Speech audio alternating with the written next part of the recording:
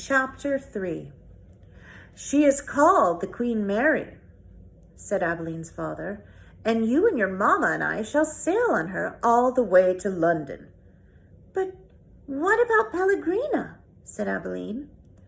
"I will not go," said Pellegrina. "I will stay." Of course, Edward was not listening. He found the talk around the dinner table excruciatingly dull.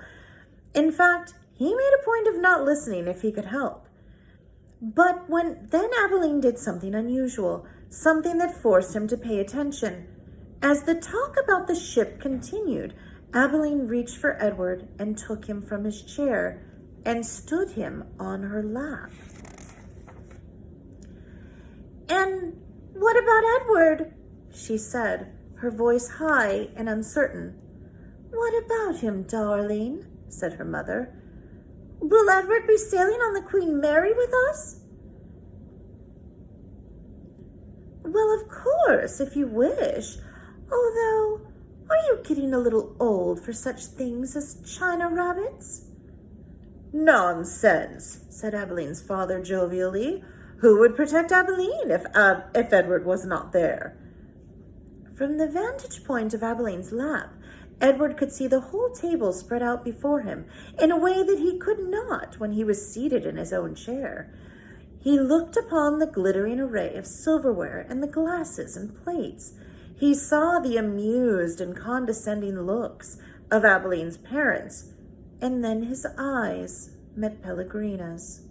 She was looking at him in the way a hawk, hangingly, lazily, in the air, might study a mouse on the ground.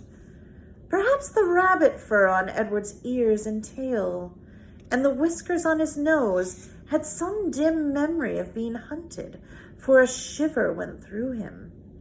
"Yes," said Pellegrina without taking her eyes off Edward.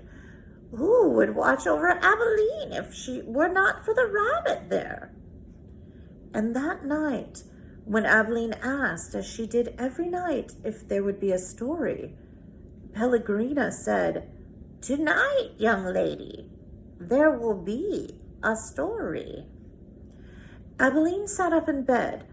"I think that Edward needs to sit here with me," she said, "so that he can hear the story too."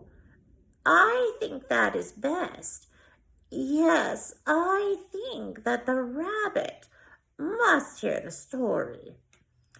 Abeline picked Edward up and sat him next to her in bed and arranged the covers around him.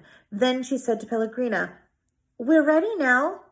"So," Pellegrina said, "and so the story begins with a princess."